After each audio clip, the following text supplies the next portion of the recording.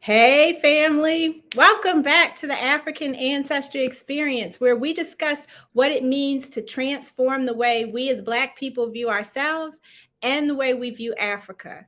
Can you believe it's September? The summer flew by. I guess it's still technically summer, but if you've been following us, you know we've had a busy summer celebrating family reunions, Black businesses, and of course, our beloved ancestors. This month's episodes of the African Ancestry Experience are gonna be lit. All month, we're unpacking how the Africa void. Wait, did you even know there was an Africa void? How it continues to impact our family values, our self-love, our spirituality, education, and more. Tonight, Amadeuz Christ, Amadeuz Christ, I'm sorry, the director of the documentary film Out of Darkness, will join us to examine how and why the Africa Void was created. You don't want to miss this, so stay tuned, cuz I want to know ya. I wanna know ya, Cameroon, Guinea-Bissau, Sierra Leone, gotta let me show ya, Nigeria, Bioko Island, Liberia. I'm so happy to be back. We had a little hiatus, a little summer hiatus. Hello, Derek. Thanks for being here. Maitre Coupe is here. Michael Friend, how are you doing? Thanks for being here. I'm happy to see all of you, and thank you for joining us, especially those of you who are joining in the replay. So you know that the African Ancestry Experience is all about sharing identity-focused conversations with the African diaspora, right? We trace your DNA, we find your roots, and then we help you explore who you are. So many of you are at different stages of your African ancestry journey. Some of you are just like, who are y'all? What's going on? Some of you, like Michael Friend, are OGs. Support Circle Detroit, Vicky Moore is an OG. You know what's going on over here, but we have something for everybody. You can, if you're not quite ready to take a test yet, we have a quiz that you can maybe whet your appetite to try and figure out where in Africa you come from. Or if you've already taken the test, hopefully you're over on the African Ancestry online community, which is a community of almost 10,000 people now. I talked to Ty today, who's our community manager, and she told me we're almost at 10,000. Welcome. Come on in here. King Kenyatta. Welcome, King. Glad to have you here. Von Willie's here. Gail, Avanti. Speaking of OGs, Avanti Hall is in the building. Ruff Ashler, I'm so glad you're here. Welcome. And I know you're eagerly anticipating your results. Okay. But I got something to give away, because every Wednesday we give away African Ancestry swag to the first person who joined us, who hasn't won already. So support Circle Detroit. Congratulations. You have won the Remember Who You Are study guide. This study guide we're so proud of this study guide, because even though it's a book, it's multimedia. So we've got images, interactive exercises, journal prompts, all sorts of things to get you thinking about who you are, even if you have already taken the test. So support Circle Detroit. Please email us your mailing address, okay? We need your mailing address so that we can get your Remember Who You Are study guide out to you. So I had a meeting with Wendy today. She broke down all of our performance and how we've been doing. We got a like. We need you to like. We need you to share. We need you to subscribe. Turn on the notifications. Wendy is working so hard. She's putting up all kinds of content for y'all on YouTube, and we need you to go over there and join the family on you. You're already part of the family, so let's just make it extra official, and you go on over to YouTube and do it there. Anybody coming with us to the motherland this year? Who's going to Sierra Leone? That trip is sold out. Antoine, you have got to find yours out so you can post a Sierra Leone flag and come with us to Sierra Leone next year. We're going back in April because the November trip is all sold out. But we still have spaces. We still got a few slots for Ghana, which is October 23rd. And then we also have spots for Cameroon. Listen, I want to know why Cameroon's not sold out. you all, every week, you guys are in here talking about when's the Cameroon trip? When's the Cameroon trip? Don't sleep on Cameroon. We get a lot of Cameroon results. Y'all sleep on Cameroon and you're going to miss the trip. And we haven't been to Cameroon since 2011. So it's definitely going to be the place to be. So visit our website for more information and more FAQs and all that good stuff. But you know the real reason we're here, right? We have one of the dopest directors and filmmakers in the community here with us tonight on the African Ancestry Experience. I want y'all to go find the movie camera emoji so that we can welcome Amadeuz Christ to the African Ancestry Experience. I want to see those he's not coming on until I see some movie camera emojis. All month, some of the greatest minds are going to be here, and probably into October too, because we have so many dope people. We're going to extend this into October. They're going to be with us, helping us to dissect how the Africa void continues to impact everything that I talked about, our values, how we view ourselves, our connection to spirit, and so many other ways. Okay, all right. I see you. That's right. We were a little rusty, but that's what we need to welcome Amadeuz Christ to the building. Hey. Peace. Thank you for having me. Oh, it's my pleasure. Do you see all these movie camera emojis? They were waiting for you. Oh, I could see it. I see them now. They were waiting for you, and we've been waiting for you. Wendy was like, we have to have him on. He has to be our first guest, and I'm honored that you answered the call and that you're here. I appreciate it. Now, we just came up with this term, the Africa void. It's not conceptually, it's not new. I just was trying to think of a way to talk about it succinctly. And so when you hear Africa void, what do you think? Okay, so let's first start off with defining what void is, right? In looking up the word, void means an empty space, correct? Yeah. Okay, so our definitions are on the same page. The emptiness that we have towards Africa, I believe, is self-inflicted.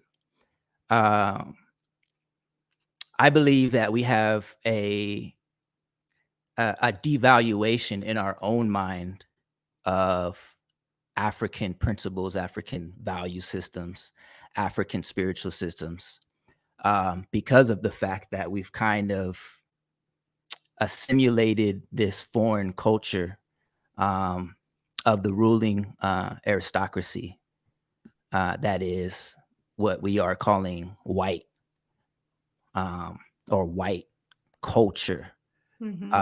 Which is the predominant culture in America that we're experiencing today and that we're under.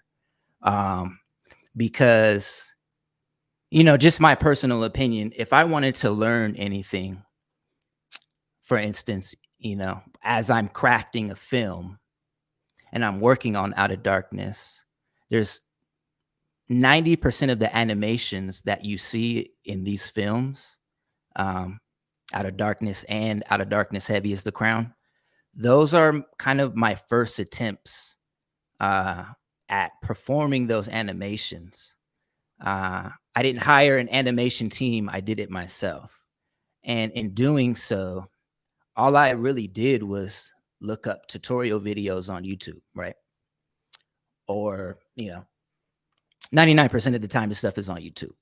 So if I want to learn something, I just go learn it. If I have a void, I just fill the void with information because the information is there. We're in the information age, right? If I wanted to work on cars and learn how to take a car engine apart, I would go on YouTube and go to a mechanic's YouTube channel, and I'm sure he's got tons of videos on how to take a car engine apart. Right.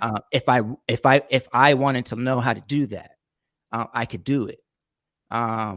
So when you say there's a void, an Africa void in us as a people, collectively, it just seems to me that there is a disincentive for us to value African history, value African culture, because, like I said, we've already gone down this road of assimilation into the foreign culture. So we just, if Africa was a brand, we just don't value that brand, and we could see that very clearly in our materialism culture. Okay, wait. Hold on. You're getting deep on me. Hold on. Because I want them to know what what Out of Darkness is and all that. But I agree with you for the most part. I do think that it is something that we can fix ourselves. It's a void that we can fill. My technical definition, and I like that empty space. I might have to. Can I borrow that? It's all yours. Empty space. Okay. I'm looking at it as a hollow state of being, and that I think empty space is the same thing, but of being without knowledge of or connection to Africa. And so while we can fill it, I don't feel like we caused the void. I think that we are the victims, for lack of a better word, of the void. Like the void was created, and now 400 years later, we have the tools to fill it. Right. But in terms of its actual creation, I don't think we did that. But I'm sure you would agree with that. But let's talk about Out of Darkness first. Because I want people, we have the trailer, and I want folks to see the trailer because you did the damn thing. And I appreciate it. It's important to contextualize this. So Wendy's going to show us the trailer right now. Okay.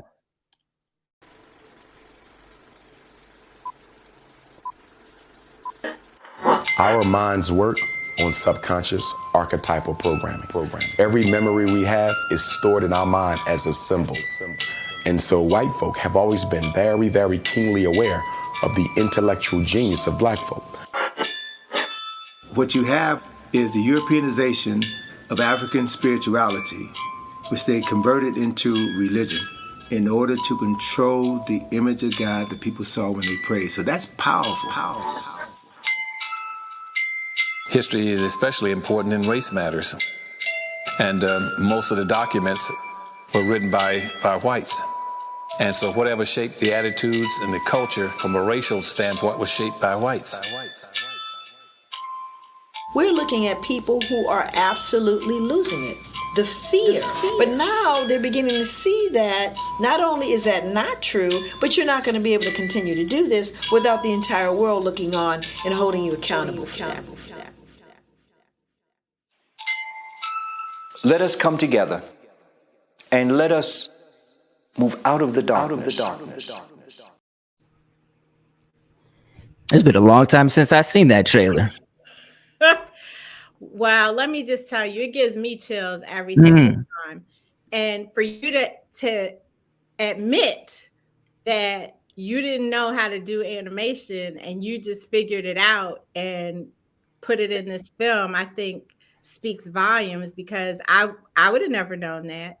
It is outstanding. Fam, I want y'all to put your I want you to put your reactions to the trailer in the chat. I want to see what you think. Robert says powerful. Somebody's anonymous. Anonymous said amazing.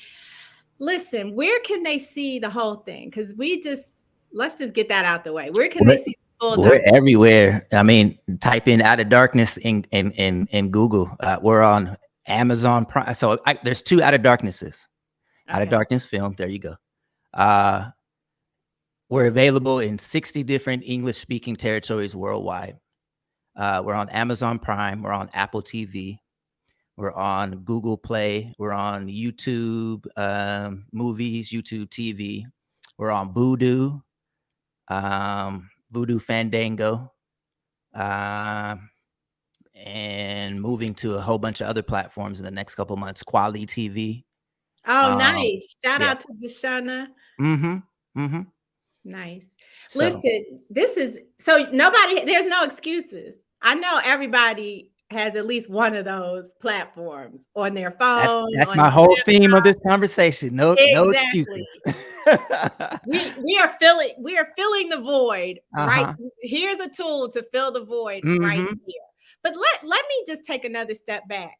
Okay. We start this show with identity-based questions because we want the fam to know who you are. So I want you to just finish this sentence, okay? Okay. I am a creator. I am an alchemist. I am a producer. I am a piece of the creator, having his own human experience. I love it. You want some more? No, I mean, hey, you are who you are. You can keep going or not. But so what made you make this film? Did you have all this knowledge? Did you grow up with this knowledge? No. Did your parents? I came into film by accident. I always knew what my purpose was. I always knew that I was going to impact the world and change the world. I always had that mentality ever since I was a kid. But I thought I was going to do that through rap music. So I got into production, through music production, through making music. I became an audio engineer. I went to school, learned Pro Tools, became an audio engineer. That kind of segued when I went to college. I knew I wanted to go back to college because I was working at Google at the time, and working at Google, I worked at Google for 7 years. I was a field tech there. And when you work in that kind of environment where you're working with the best of the best in the entire world, it motivates you. So I didn't have a degree at the time. It motivated me to go back to school. Went back to school, kind of just picked film at random, if that sounds crazy. I remember walking into It wasn't random, though. It's almost like saying coincidence. Yeah, there was something in there in your subconscious that was telling us you needed to do this. Yeah. Well, here's how it happened, right? When I was doing music, this is in Oakland in the Bay Area. I actually put out a couple of albums. I'm working with different record labels. I had a distribution deal. So I was heavy into music. I was heavy into rap and music production and running studios and all of this stuff. So there is a movie called Sideways. I can't tell. I think it must have came out 2006. It was a movie called Sideways about the East Oakland sideshows, the car sideshows where they spin the car. And I knew the guy who was producing the movies. His name was Yap. And Yap called me one day and he's like, "Yo, Amadeus, I need you to do the intro for me. I need you to write an intro for the movie." So I ended up writing the intro and I recorded the intro with my voice and I sent it to him. And then he said, "I'm going to use that." He's like, I thought it was going to be for somebody else. He's like, "No, I want to use your voice for the intro." So it actually was in the movie, but he invited me to the studio. When I went to his studio, keep in mind, I'm only doing music at this time. And then he's doing video editing using Final Cut Pro. And I'm like, "Ooh, what is that?" He's like, "Oh, this is video editing." And I said, "That looks very similar to what I do with the music." So that was the initial seed that was planted. So when it came, I know I'm talking fast. When it came time for me to go back to school, when I looking at the list of, majors, I'm like, "Oh, film." You know what I mean? Because as a rapper, I wanted music videos. And I could never afford music videos. So my thought process was, if I go to school for film, I can shoot my own videos. Boom, I make it as a rapper. So that's what I actually ended up doing. And I coincidentally was actually very good at shooting videos. And I actually got music videos on MTV and Revolt TV after I graduated, as I'm looking for a job and nobody wants to hire me. "Get out of here, black kid. We don't want to hire you." As I'm having my videos on MTV, right? Being seen by hundreds of millions of people. So that prompted me to start my own company, started a production company. So to answer your question, basically, I transitioned from a rapper to a music video shooter, director, And then I got tired of that industry. So I wanted to use my talents to produce something that I had control over, because I didn't have control over other people's art. Right. So I didn't know this part about you. I'm thinking about the duality, right? Because are you making conscious music videos, or were you? I was. Well, the music videos was like street, in the Bay Area, it's just street rappers, right? But the street rappers would come to me with the songs, and I would say, well, let's put a message in this. Let's make your music video like a movie. And, you're rapping about drug dealing, but let's show the other side of that. Let's show like you getting shot and killed, you know what I mean? Over a drug deal that went bad. And then you come back as a ghost, you know what I mean? And there's a message, like, you know what I mean? Like there's another side to this game. It's not all glitz and glamour. There's okay. You know what I mean? So that's because so many videos have contribute to this the perpetuation of the void, right? Because of the negative stereotypes that we have of ourselves, of our brothers and sisters. But so how'd you get to the content? How did you decide that you wanted to do your film about this topic? So as far as like the blackness, like that African spirit was always there. It was just never developed because I was never given the information to develop that. I was raised in the church, it's just all about, Christ and, the disciples and, analogies and stories and stuff like that. But it was never Africanized for me. Like nobody ever made the Africa like a brand in my mind. So I just always had that feeling, that inkling of a feeling like I guess it's pride, right? I guess it's not in a bad way, but just love for myself and love for my people. I feel like if you love yourself, you love your people. If you love your people, you love your history and culture, and then you go out to seek it. So I just never had an incentive to do that. Once I became a film director and I went to school for it and I had the tools, now I have, now I could actually,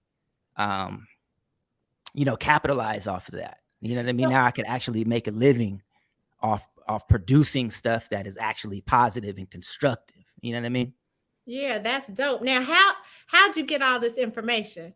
So, okay, I know you didn't just go to Google. When I worked at Google, I was a field tech and I had several offices. I was in charge of like 20 buildings. So I had like all these offices everywhere. So I would, how should I say this? I would maximize my off time by working very efficiently in the beginning of the day. So I had the rest of the day off to, we worked on the ticket system. So anyway, I had a lot of downtime. Even though I had like 20 buildings. I had the most amount of buildings that any field tech had working there at the time. And I was doing that on a part-time schedule while I was going to school and raising 2 children and doing film stuff at night. So I was not sleeping at all in my office, just browsing YouTube, really. And I told this story. John Henrik Clarke's Great and Mighty Walk was the original seed. And I saw that movie in 2006 as I was about to head to the studio. So that was the original seed that kind of like planted, like, oh wow, you know what I mean? Like Kemet, and we had 24 dynasties before Greece was even, had a book. You know what I mean? So that was the original seed. That was back in 2006. So now we're in 2012. I'm getting ready to graduate. I'm working at Google. I'm on YouTube, and I'm coming across Dr. John Henrik Clarke. I'm coming across Dr. Claud Anderson's videos. I'm coming across Professor Small's videos. I'm coming across Professor Kaba Hiawatha Kamene's videos. I'm coming across Dr. Amos Wilson's videos. You know what I mean? Shout out to Transatlantic Productions. I think that's Clemson Brown's. He was the one that was videotaping all of these lectures in the 80s, the African-centered movement in the 80s. And all of these videos were starting to pop up on YouTube. And I was just like, blown away, you know what I mean? And just piece by piece, just watching video by video, I'm just, you know what I mean? It's the picture starting to come together. Mm-hmm. And I'm like, wow, this is just so much information. And I still haven't even scratched the surface. You know what I mean? I could spend the next 40 years of my life like researching this stuff and never scratch the surface of, you know, the over 4,000 years of information that our ancestors left behind, you know? So I'm still a baby. I'm still learning, you know, I'm still growing. I'm still, you know, in the process of becoming. You're learning, but you were able to get some of the heaviest hitters in this education space on your film. How did you, or to participate in the film, how did you do that? So that was just my hustle mentality. That was just my JT the bigger figure, you know, independent Bay Area rap scene, 90, you know, just the independent hustle mentality. So what I would do is the speakers would come to the Bay Area in California. I just happened to be in a very privileged place, right, in the Bay Area. And I would just wait until Dr. Claud Anderson came there. I would wait till Tony Browder came there. I would wait till Runoko Rashidi came there. I would wait till Dr. Joy DeGruy came there. There was a place called Pan African City Alive. I can't remember. It was in Sunnyvale, near San Jose. And that was a place where I saw my first lectures. I saw Runoko Rashidi was the first lecture I went to. Then it was Dr. Joy DeGruy. Then it was Tony Browder, and he brought Atlantis Browder with him. And I interviewed everybody as they were just coming. I was just, hey, I'm a young filmmaker. I'm a college student. You know, I'm making a documentary on African history. Can I interview you? And everybody said, yeah. You know what I mean? At first, I hit up university professors. That was a major failure because nobody responded. And I'm like, man, you guys want us to like be into African history, but you can't even respond to me. You know what I mean? But it was the elders of the quote unquote conscious community that really was like, yeah, sure. Come on. You know what I mean? I got 15 minutes. You know? So what I'm hearing you say is you understood that there was stuff you didn't know. You understood that there was a void in your knowledge. And then you went in search of information to help fill that void.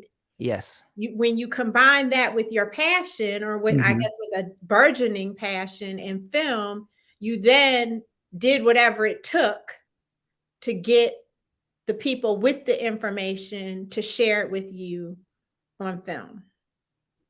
Yes. I had you know, I don't want to make it just like, you know, I don't want to take away the spirituality of it, but I had a financial incentive to do so. You know what I mean?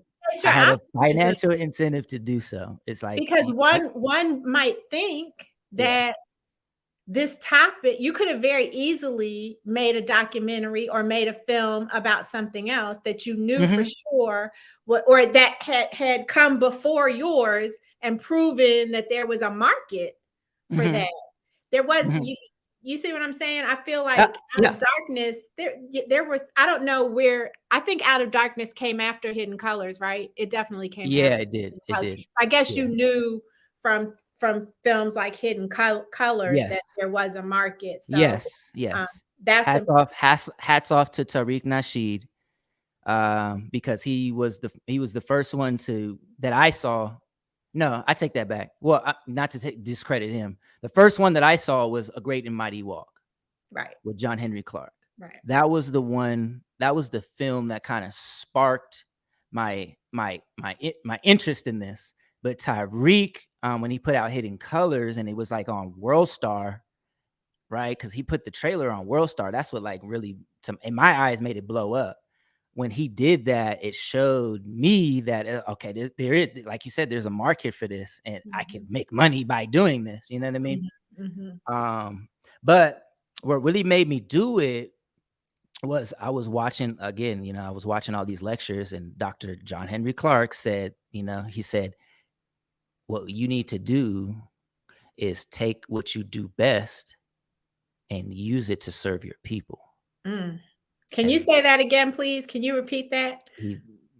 Dr. John Henrik Clarke said, take what you do best and use it to serve your people. And that's what I did. I said, hey, I didn't know that I had these film skills, but I like putting things together. I like telling stories. I'm good with visuals. I'm good with music. Let me just combine all of these, get together and make a movie and use it in a constructive way, right? That's both constructive for me and for the community. It allows me to feed my family and it feeds the community spiritually and with information. Yeah. So let's talk about the information. Okay. In your film, you have you point to a few theories about how and why the Africa Void was created. And if we go to the very beginning and talk about the slave trade, because that is the start of it, right? We were taken and disconnected from our people. In your research, what was the intention of the slave trade? Was it just about money? Okay, so I think we need to go back before the slave trade. Okay. Because we need to go back to the original first civilization, which is ancient Kemet, that we have record of. Okay. So this goes back to 4000 BC. So this is 6,000 years ago. Okay. So ancient Kemet, just to put it in context, was a nation that was an amalgamation of all these different African groups and African peoples from all over the continent who migrated to Kemet because of the conditions, because of the Nile River and the inundation of that river bringing forth soil that they were able to plant and produce an agricultural-based society. Okay. That society, ancient Kemet, was subject to waves of invasions from outsiders, from Indo-Europeans, from Persians. You had the Hyksos invasion, you have the Hittite invasion, you have the Assyrian invasion, you have the Persian invasion, you have the Greek invasion, you have the Roman invasion, and then you have the Arab invasion. Okay, so that this takes place since prehistory. This is going on since the very foundation of Kemet. So through the 4,000 year history of ancient Kemet, you go through these golden ages, and then you have ages where there's chaos and disruption. Those are called the intermediate periods. Okay. So I would argue that the void that you're talking about took place even in the BC times, because the last great dynasty with the 25th and the 26th dynasty of ancient Kemet ends, I want to say, in the 600 BCs. After that, up until now, you don't really have a strong black civilization, because the Arabs come in there and they bring Islam, and the Turks come in and bring Islam.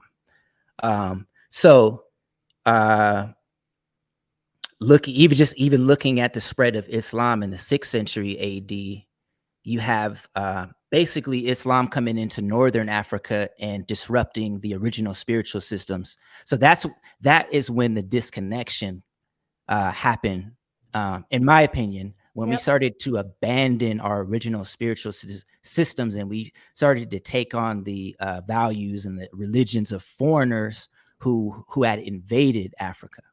So this took place for about a good 2,000 years before the slave trade even happened. The slave trade even happened just because we had already been weakened at that point, because we had given up the coasts to invaders, namely the Portuguese. We had given up the western coast, and we kind of got sandwiched between the Portuguese and the Ottoman Empire coming from the east. So we got hit on both sides. And the slave trade actually happened just because of they wanted the resources. It's just colonialism. They want resources, they want raw material, they want the labor, they want the technology, and they want the raw materials. And they try to do that to the Native Americans, they tried to enslave the Native Americans first, but the Native Americans were not really exposed to the Europeans. So when the Europeans got there, they just immediately started dying off of disease, right? But the Africans did not die from the disease because the Africans, we had been in contact with the Europeans for so long that we weren't dying. So we had the physical strength. We weren't dying. We had the physical strength to carry out the brutal conditions of this labor that was being imposed upon us. And we had the raw materials, and we had the technology. We had the knowledge to work this stuff, to work the land, you know, to work these plantations. So that's why the African was enslaved. He wasn't enslaved because he was inferior. He was enslaved actually because he was superior. Yeah. You know what I mean? You said that. Listen, you said something which sparked a thought for me, a question. You're breaking down how this void and that, we lost him for a second. Okay, what I'm wondering is how him communicating the knowledge that Islam was the first force, the spread of Islam caused the first disconnection of us from our indigenous spiritual connections. I'm really curious how that's been received, because when you talk about Christianity doing that, it's a very touchy subject in our society here in the U.S., because we are, you know, such a Christian-based society, I guess I'll say. But I think he's coming back on. Oh, almost. How are y'all doing? I saw Yakota sneak in here. What's up, Yakota? It's good to see you, King Joseph, in the house. He's a private student of history. Yeah, and if you have questions, please do put them in the chat, because we can pepper those questions in once we get Amadeuz Christ back on. Chimakalu 41. He has not taken the African Ancestry test yet. So when he comes back on, maybe we'll see what his position is on tracing his own ancestry.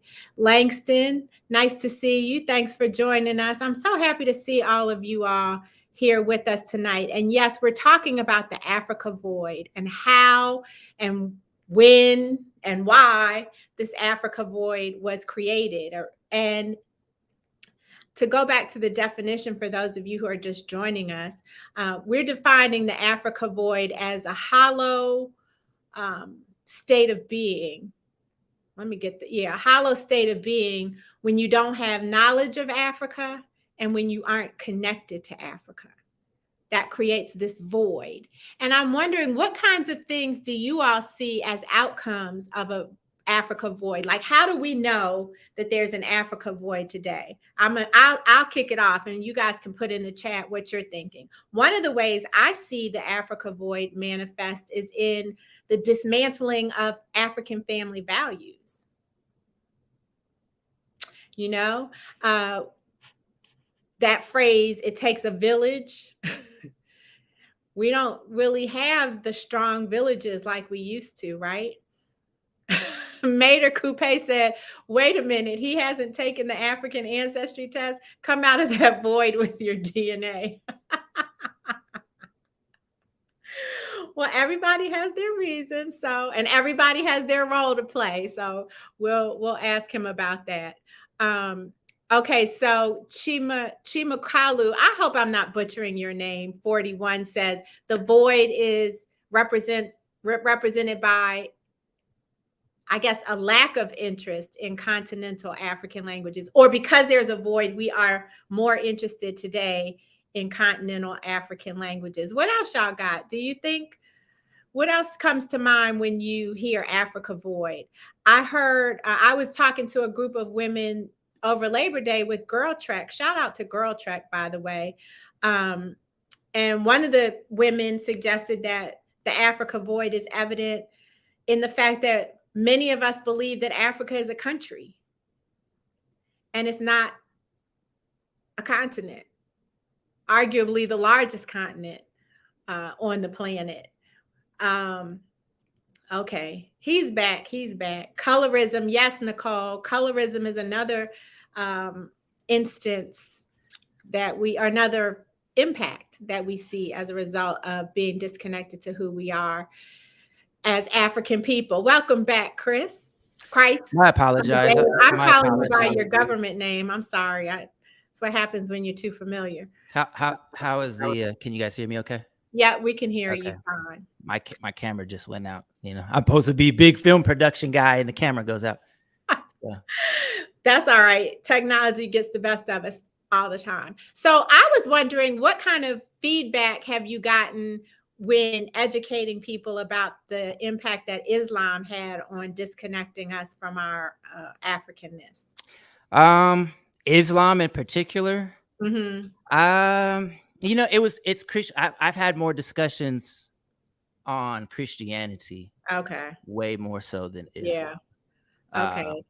So the Christianity component is pretty obvious when you factor in, you know, the whole symbolism thing, like you see in the trailer where they're talking about the image of the white God and the white Jesus, right? Mm-hmm. And Dr. Clarke repeatedly talking about that, about the conquest of the mind, which is actually one of the chapters in Out of Darkness. The conquest of the mind, where because we are very symbol-based people, we respond to images and imagery, and if you keep showing us the image of a white God or a white Christ or a white Jesus, it makes us subconsciously think that we are outside of the grace of God, and that we are somehow lesser beings, right? But to a lesser degree, I would say that infused in those religions, those foreign religions, are the value systems of those people who are using those religions for political purposes instead of spiritual purposes. So for instance, you know, the Bible actually like sanctions slavery. It says slaves obey your masters. Well, you know, there's no slavery in ancient Kemet. You know, there's no slavery under the Ma'atian system. You know, Ma'at is anti-slavery. So that is an example of how our value systems have been corrupted by, you know, basically foreign ideologies, I would argue. Mm-hmm. Mm-hmm. We're with Amadeuz Christ, the director of Out of Darkness film, the Out of Darkness film dynasty. That's what I want to call it. Dynasty. There are two volumes so far, right? So there's Out of Darkness, and then there's Out of Darkness Heavy as the Crown, Volume 1. Okay. So Heavy as the Crown is exactly what we just got done discussing. It talks about the African origins of religion and our original spiritual systems and the original mythologies behind what we are calling today modern day religion. Mm-hmm. Well, speaking of religion, I wonder if anybody else has this question, because you have Christ in your name. Mm-hmm. I know that your mom didn't name you Amadeuz Christ, because when I met you, I think that was your name. So how did you get to that name? What does that mean? We're all about identity here. So what is the identity behind Amadeuz Christ? Okay, so let's start with the Amadeus. Amadeus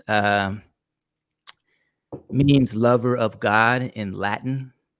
Ama and Deus. Ama would be like, you know, benevolent love, like for a mother, like your mother, you know. And it's also the name of God in the Dogon tradition, in the Dogon, which is actually the biggest repository of information of our African spiritual systems, continued from Kemet, that we have today, is the Dogon people in Mali. So their creator is named Ama. So you have Ama in the Dogon, meaning God. You have Deus, meaning God. And then you have Christ, which originally my name was Amadeus the Christ Child. It's definitely sounds like a hip hop. Yeah, it's really influence. I can't show you the tattoo. Oh wait, we can put it on. Hold on, right here. Put it on solo. There right you go. here it says Christ child, right? Okay. I have Amadeus right here, and then I have Christ child right here with the crown, right? Okay. So this was my rapper name, Amadeus the Christ child. And then when Facebook came out into 2008, and then Facebook, like I tried to sign up for Facebook, and then Facebook was only like, you can't do Amadeus the Christ child. You have to put it in like first and last name, right? Right. So I was like, okay, first name Amadeus, last name Christ. And then it just stuck with me, right? It's just, oh, Amadeus Christ, that stuck, right? But Christ is a title, and it means the anointed one, or the one who elevates people's energy. And I could break it down with Christ actually means, it comes from the word karast, K-A-R-A-S-T, karast, which is the ancient Egyptian word for coffin. Okay, so karast, the Christ, is actually a coffin. Why is it a coffin?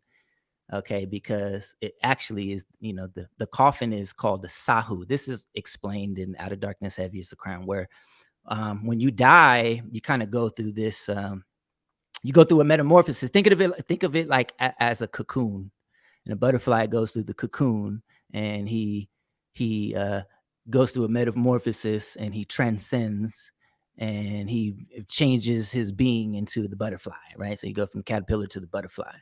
So that same kind of analogy, according to the spiritual beliefs, African spiritual beliefs, when you die, we are basically, I don't want to say reincarnated, but we are reborn, so to speak, rejuvenated, resurrected, life, death, resurrection. So we're resurrected in the spirit. But that karast is like the capsule that the body is kept in. So if the soul ever wanted to return, he'd have, he can go back to the coffin. And, that's why they leave. And, you see in the tombs, and they're leaving like offerings and stuff, they come and bring offerings to the tomb and stuff, lay it before the coffin and stuff like that. Because if the spirit wanted to come back, it could come back, and you know what I mean? Yeah. But that's what it is. So just think of it as like almost like a cocoon, to where you're dying to your old nature and being reborn into your new nature, and evolving into a new being, so to speak. So the Christ is like the person who facilitates that. You know what I mean? Raising people's consciousness up. Well, I want to make sure, I don't want to keep you here all night. I want to make sure that people understand. So Out of Darkness, the film, gives us more of an overview of, can you describe Out of Darkness, the film? So the briefly? first Out of Darkness, I would say, yeah, it's an overview. The first Out of Darkness locates you in space and time. And I know that sounds really, really deep, but if I put it in an analogy, I'm sure everybody has seen the Matrix movie. So when Neo wakes up out of the Matrix, he's still trapped inside. His body's still there, right? The avatar, like they find, and he wants to find Morpheus, right? So they bring him to Morpheus, and Morpheus tells him about the Matrix and what it is, and he's like, no. So they have to unplug him, right? They have to go get his body, right? So they locate the body. They get the tracking location of his actual physical body, and they send the machine into the machine city, and he's in the egg embryo thing, and they disconnect him, and all the fluid comes out, and he's got all the wires and stuff in his head, snap, you know what I mean? And they take him out, and they bring him to the real world, right? So that's what Out of Darkness really does. It locates you in space and time. It puts everything on a timeline and say, hey, this is where we are. This is what has happened to us, and this is where we need to go. And then you follow up with Heavy is the Crown, Volume 1, to go deeper into spirituality. Is that? So Heavy is the Crown. Okay. And keeping along with the Matrix theme, Heavy is the Crown is where Neo starts to be downloaded with all the information, right? I know Kung Fu. You know what I mean? You know what I mean? So Heavy as the Crown is the download of our original spiritual systems, right? Our original mythologies, who we are, how far this goes back, right? Where all of this religions and all of this stuff comes from, show you the documents, show you the judgment scene, right? Show you the papyrus of Ani, right? Show you the heart being weighed on the scale, right? You know what I mean? That there's your salvation doctrine, right? Yeah, all of this Western religion most of this stuff could be seen right in the judgment scene. I mean, you have the what we call the weighing of the heart, which is in the book of the coming forth by day, also called the papyrus of Ani, and the whole, the heart is. Are you familiar with this? The heart goes on the scale, and if your heart is lighter than the feather, then the feather comes down, your heart goes up, and you get to go, and you're escorted by Heru to go see Osiris, which is the essentially the God, or what we are calling the representative of God, right? Who rules the underworld, and Heru rules the physical world. So and if your heart is heavier than the feather, it gets eaten. Your soul goes and gets eaten with by Amit, right? Which is half lion, half crocodile, and half hippopotamus, I believe. Not half, whatever. 3 third. So he eats your heart, he eats your spirit, right? And that would be like going to hell, right? Because you didn't balance out, right? So yeah, so Heavy as a Crown is giving you those instructions, and then there's be Heavy as a Crown Volume 2, and then we got plenty more projects on the table. Yeah, I said it was a dynasty. We're gonna have all kinds of knowledge. We normally play Factor Whack, but I think you have dropped so much knowledge. We don't even need to talk about Factor Whack. I'd like for Wendy to put the URL, Wendy, for the trailer for Heavy as the Crown, if you wouldn't mind putting that in the chat. Everybody, please check out that trailer to get a sense of what Amadeus is talking about with his film. But of course, we want you to see Out of Darkness, and we want you to see Out of Darkness, Heavy as the Crown, Volume 1, and we want you to see all the future volumes. But once you see Out of Darkness, you don't even need me to want you to see that. You're going to want to continue to get the knowledge. Amadeus, I really appreciate you spending some time with us. I feel like we could just have you on for the entire month, and hopefully you'll come back. While you were coming back online, there was Chima, I'm going to say the name right, Chima Kula, I think is the name, wanted to know, Chima Kalu, wanted to know if you have taken the African Ancestry test. And I haven't. That's a good question. And why is that? You could be honest. I don't know. I'll tell you why. It's not a good excuse, but it's gonna work, because my parents had taken DNA tests. My dad, I don't know if he took African Ancestry, but my dad's came back from, I forgot what countries, man. I should know this. Ghana, and I think Nigeria. My dad's that wasn't our test. Okay. And then my mom's came back as something else. She's something, but she's African. They got West Africa. Their test results basically told them they were West African. So I don't know, man. I'm light skinned. It might come back just 99% European. I might be fronting up here. Well, look, I love that you said that, because what you need to understand, Amadeus, is that we don't do that kind of testing. So we don't do percentages.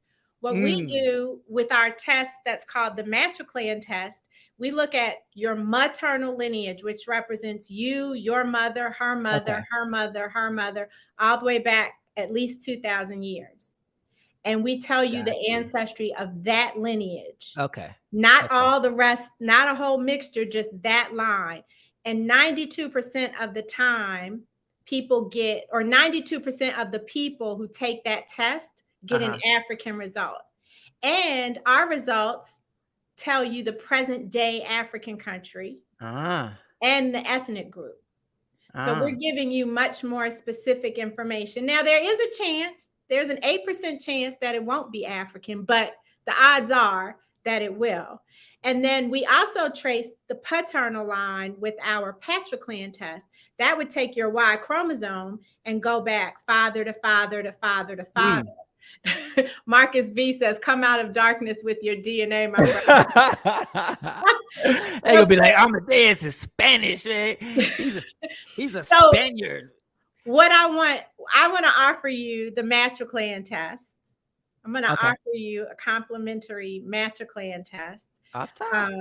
And you can decide whether or not you want to take me up on that offer. The other thing is, we're the only company that does not sell or share our customers' DNA. Our lab destroys all DNA once a result is determined. So you can certainly, and I mean, you know, African ancestry, and you know where we come from and what we're about. So, you know, we are in the business of helping Black people transform the way they view themselves and the way they view Africa. And we work in tandem with you as a filmmaker to open up their minds and fill that Africa void. So what say you? You want the test or not?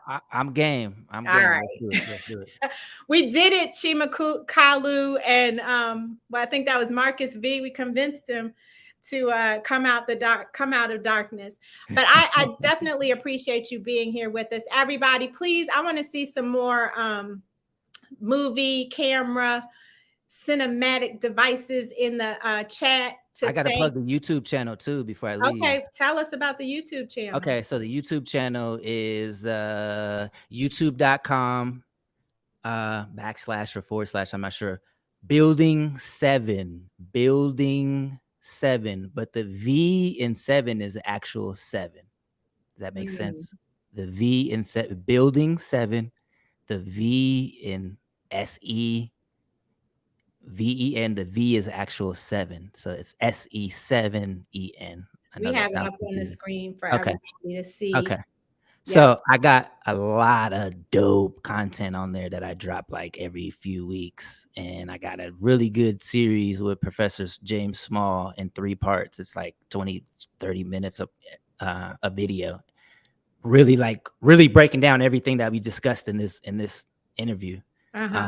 He does a much better job than I did explaining it, obviously, because he's got all the wisdom and knowledge. But you did all right. You absolutely did all right. And one thing I want to just say publicly, and I want everybody to hear this, is the way you explained it is in a current day context. So that's what I try to do. Yeah, you are a voice for younger people who aren't going to necessarily go watch A Long and Mighty Walk. You're talking about it in terms that are contemporary. And that's very important to helping us encourage more and more people to fill that void and get the knowledge. So I appreciate you for that. Thank you. Nicole Perryman, I see that you said you really wish you could get results for your maternal grandfather's ancestry. Your grandfather only had one son, and they have both transitioned into the spirit world. If your uncle had a son, then you could use him to get your grandfather's paternal ancestry. Or if your grandfather had a brother and his brother had sons who had sons. So if you want some help in figuring out if there's somebody in the family to test, hit us up at info@africanancestry.com and we'll help you out. Listen, everybody, I appreciate you being here with us tonight. Thank you to Wendy for putting this together, for suggesting Amadeus and doing everything to make it happen and go smoothly. Don't forget to head over to travel.africanancestry.com to learn more. Don't forget, if you're new to the family or those of you who are about to get your results, you got to join the AAOC over on Facebook. Like I said, there's almost 10,000 people in there now who are like-minded in terms of believing in the importance of reconnecting to Africa. If you're watching us on the replay, put the movie camera emoji in the comments to show Amadeuz Christ some love. Next week, our guest is Dr. Cynthia Winston Proctor, who's going to do a deep dive into identity, the definition of identity, its nuances, and she's going to offer some ways for us to think about who we are and tools for how to define our redefine, I can't read tonight, redefine our narrative of self. And shameless plug, Dr. Winston Proctor is my cousin. So I hope that you all come out and show some love and make me look good in front of my family. Amadeus, thank you again. I wish you the best as you continue to create content. We'll make sure we get that kit to you, and we might be able to get you to come back and create some content with us around what we find with your results. Don't forget to visit his YouTube channel, and we just made it in under an hour. Everybody, until we meet again, may you be happy, may you be healthy, and may you be whole. Have a very good night. I wanna know ya, Cameroon, Guinea-Bissau, Sierra Leone, gotta let me show ya.